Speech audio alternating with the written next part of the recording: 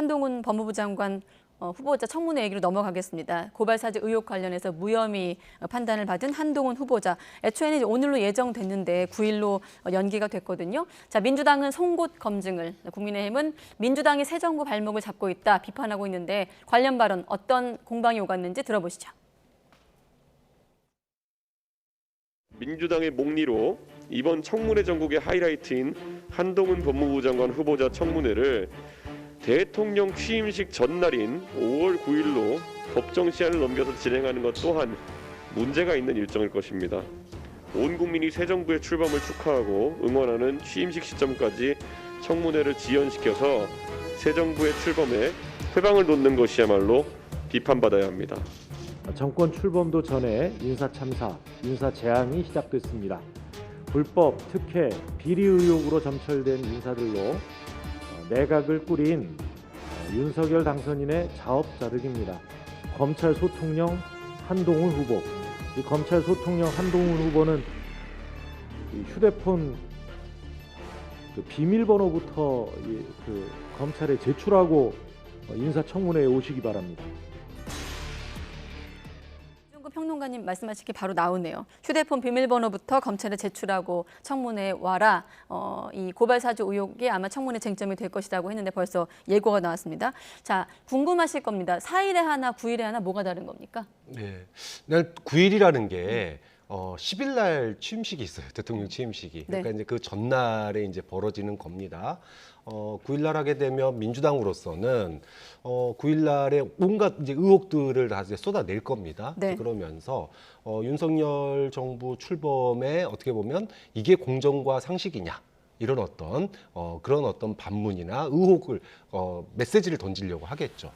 반면에 국민의힘 같은 경우에는 뭐 의석에서 밀리니까 어쩔 수 없이 여야 합의를 하고 9일로 하긴 했는데 그 9일을 통해서 봐라 내일 대통령 취임하는데 장관도 임명 못하게 이렇게 발목 잡고 있다. 요거를 보여주는 그런 날로 활용할 가능성이 굉장히 높고 결국은 여론전 형태가 될 것 같습니다. 근데 우리가 이번 지방선거의 최대 승부처가 경기라고 그랬는데 이번 그 청문회 전국의 최대 승부처는 역시 한동훈 후보자에 대한 청문회가 아닐까 싶습니다. 9일에 열릴 한동훈 후보자에 대한 청문회가 승부처가 될 것이다. 자, 이준석 대표는 앞서 발언 들어봤지만 민주당이 목리로 연기를 했는데 새 정부 출범에 대한 회방이다 이렇게 표현을 했고 당선인 측은 미루고도 맹탕 청문회가 되면 창피할 것이다 이렇게 밝히고 있거든요. 어떻습니까? 결과적으로는 열리게 됐어요. 저는 거기에 방점이 있다고 봅니다.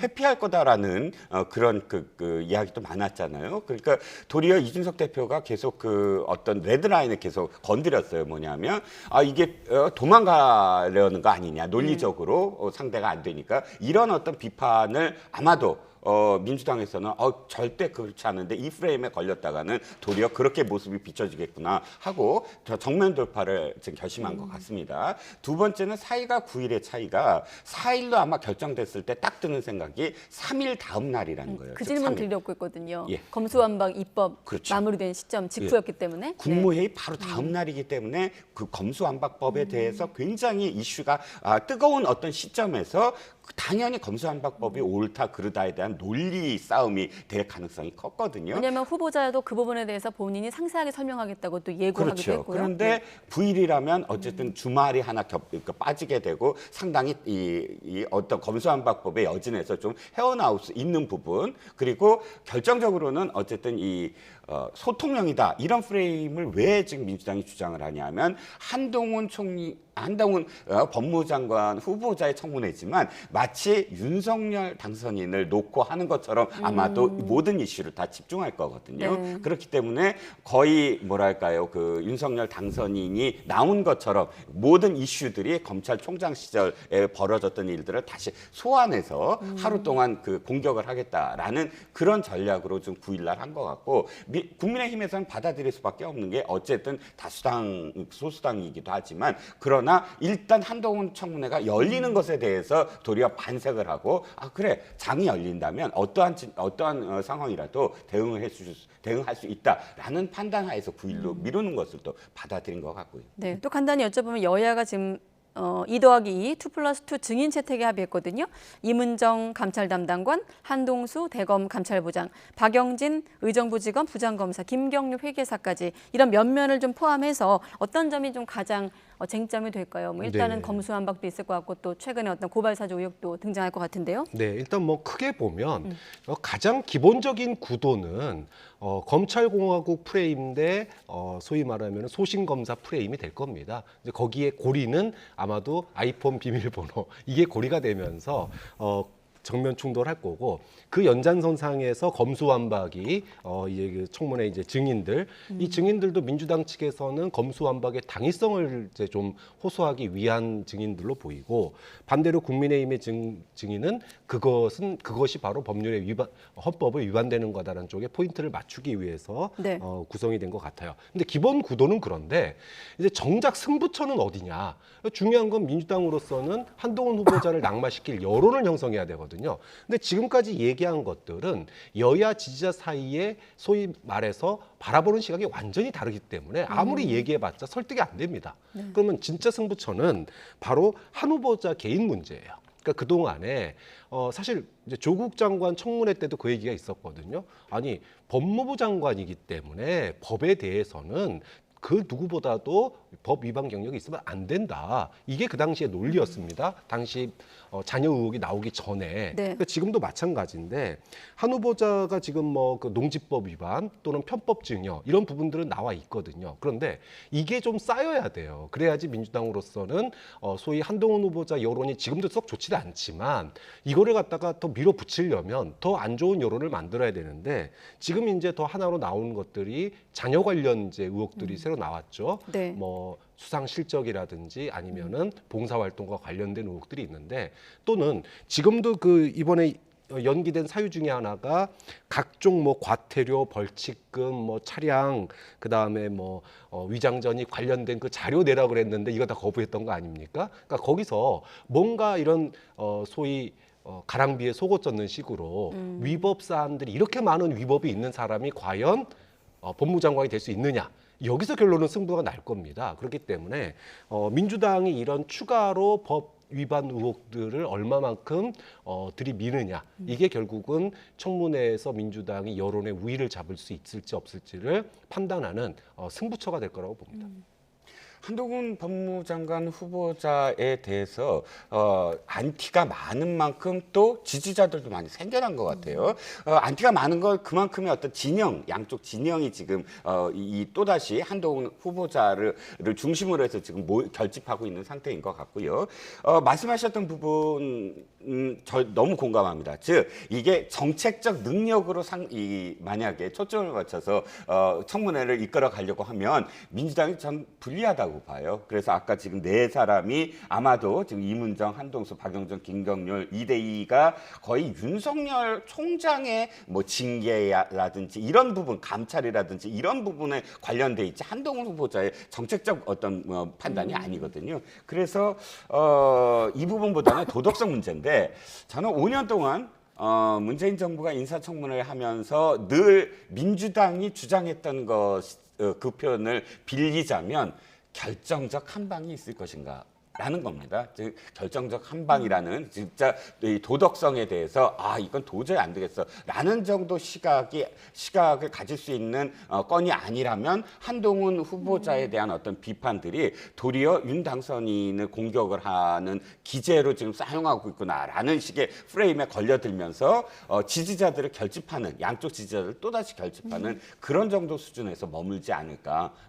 그래서 도덕성과 관련해서 지금 언론에 나오지 아니하는 또 다른 그 무엇인가가 그날 나올 수 있을까 이게 지켜볼 관전 포인트라고 할 수가 있겠죠. 네. 아무튼 4일에서 9일로 닷새간에 뭐 누가 시간을 벌었는지 모르겠습니다. 시간이 더 생겼는데 말씀하신 대로 결정적 한 방이 있을지 없을지 한번 지켜보겠습니다.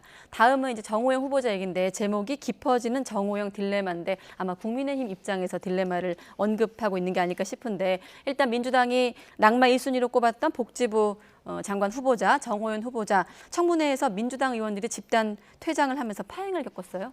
네, 뭐 민주당으로서는 그 자료 제출을 요구했고 그 자료가 맞는데 그 자료를 확인해 보니까 자녀의 그 편입과 관련된 해명이 이제 다른 부분이 있다라는 거죠. 그리고 늦게 제출하고 이런 부분들 때문에 이제 결국은 민주당이 이제 파행으로 갔습니다. 뭐 사실은 그 국민의힘 내부에서도 정호영 후보는 어렵지 않느냐라고 하는 의견이 이미 팽배하고 사실 여론도 이미 등을 돌린 지는 오래됐다고 봐요. 그럼에도 불구하고 계속 이렇게 마치 임명할 듯한 그런 분위기를 만드는 거는 민주당도 예상하고 많은 사람들이 이야기하듯이 다른 낙마자를 막기 위한 화살바지로 지금 정호영 후보자를 끌고 가고 있다. 결국에는 그 임명 강행이 아닌 왜냐하면 지금 이제 인사청문 보고서도 아마 작성이 안 될 가능성이 높거든요. 자 그렇게 되면 시간이 끌어질 수밖에 없고 어떤 그런 특정 국면에서 정호영 후보자를 자진 사퇴하는 또는 이제 뭐 그런 형식을 빌려서 결국은 되지 않을까 이렇게 보고 있는데 그렇게 오래 걸리지는 않을 것 같습니다. 네, 일단 엄호하고 있는 당선인 측에서 뭐라고 하고 있냐면 이제 장제원 실장 얘기인데 제기된 의혹들이 청문회에서 상당 부분 해소됐다. 더 물고 늘어지지 않고 왜 나가겠나라는 말과 함께 낙마해야 될 핵심적 이유가 있느냐 하면서 이제 입장을 밝히고 있거든요. 평론가님은 어떻게 보십니까? 낙마해야 될 핵심적 이유는 다 청문회에서 나왔다고 생각을 해요. 특히나 국민의힘의 강기훈 의원이 질문하는데 그 질문이 저는 국민의힘의 내부 분위기를 상징하는 것 같아요. 네. 처음에는 굉장히 그 두둔을 하고 있습니다. 막 뭐 후보자가 이것 때문에 이렇게 했죠. 또 많은 뭐 이 자료들을 이미 다 제출했죠. 이런 식으로 두둔하는 것 같은데 끝에 가서 목소리가 좀 높아지더니 그런데 자녀들을 왜 하필 경북대에 두 사람 다 그 편입을 시켰느냐라는 질타성 그런 질문을 하게 되거든요. 그러니까 뒤에 방점, 그러니까 국민의힘에서도 그 부분 관련해서 국민들이 납득하지 못하고 있다라는 반증이거든요. 그건 더군다나 그날은 또 처조카까지 계열 병원에 간호사로 공채했을 때 이 서류 심사 뭐 또 그 면접 심사를 또 평가위원으로 이 정 후보가 직접 나섰다라는 그런 의혹까지 제기가 되면서 예. 완전히 친인척이 모두 다 그렇게 입사를 하고 또 입학을 하는 그런 결과가 아니냐라고 질타를 받았습니다. 저는 아마도 인사청문회가 다 끝난 다음에 자진 사퇴 수순을 꼭 밟게 되지 않을까 생각을 합니다. 네, 앞서 교수님께서 화살바지라고 표현하셨는데 지금 이 후보자들 간에 이제 한덕수 총리 후보자까지 포함해서 다 맞물려 있고 연결돼 있거든요. 그래서 앞서 정호영 후보자를 향해선 국민의힘의 딜레마라고 표현을 했다면 지금 민주당 같은 경우는 한덕수 후보자 인준을 놓고 이를테면 인준 방정식에 대해서 고민하고 있다 이런 표현들이 언론에 등장하고 있습니다. 다시 한번 정리하면 민주당은 한덕수 후보자에 대한 인준을 정호영 또 한동훈 후보자 지명처리와 연계하는 좀 방안을 고심하고 있거든요. 자, 박홍근 원내대표는 어떤 얘기를 하고 있을까요? 들어보시죠. 정호영, 또 어제 그 사퇴한 김인철, 네. 또 한동훈, 그리고 또 여러 명이 지금 있습니다. 이런 분들이 너무나 도덕성과 자질 또는 역량에 있어서 문제가 있다고 국민들이 부정적 여론이 큰데 네. 또 불구하고 이분들의 임명을 강행할 경우에 예. 결과적으로 우리는 국무총리 임명 동의안에 대해서 그런 부분을 감안할 수밖에 없지 않냐. 네. 그러니까 과반 의석을 갖고 있는 민주당 얼마든지 이제 임명 동의안 부결이 가능한데 지금 속내가 복잡하거든요. 지방선거를 앞두고 있기 때문에 역풍도 좀 고려해야 되고 또 만약에 이제 국정 공백이 생기면 그 화살에 대한 또 책임도 져야 되는데 이런 걸 다 의식하고 있지 않겠습니까? 민주당 입장에서. 그렇죠. 뭐 사실 여론이 만약에 한덕수 후보자에 대한 지지 여론이 높으면 민주당이 이렇게 소위 부결까지 고민하고 이러지는 못할 겁니다. 그런데 여론 자체가 한덕수 후보자에 대한 여론이 그다지 견고하지가 않아요. 오히려 부적격 인사 아니냐라고 하는 여론이 좀 더 높은 상황입니다. 자, 얼마든지 인준 부결시킬 수 있는데 부결시키는 게 문제가 아니라 그 뒤에 돌아올 후폭풍이 무서운 거죠. 부결시키려면 명분이 있어야 되고 그러다 보니까 아까 방정식이라고 그랬는데 사실은 한덕수 후보자 부결시켜가지고 민주당이 득볼 게 크게 없습니다. 핵심은 누구냐? 아까 제가 지방선거의 핵심은 경기도고 인사청문회의 핵심은 한동훈이다 그랬는데 결국 한동훈 후보자가 만약에 자진사퇴하거나 이런다면 아마 다른 후보자들 다 살려도 민주당 아무 말 안 할 겁니다. 그 정도로 핵심 포인트예요. 그렇게 보는 본다면 그 얘기 끝에는 우리가 뭐 한덕수 총리 후보자 낙마시켜서 득볼 게 뭐 있겠냐, 한동훈만 낙마시키면 우린 그걸 통과시키겠다, 이런 사실 얘기를 하고 싶은데 그 얘기를 못 하니까 이렇게 돌려서 얘기하는 거라고 좀 봅니다. 네,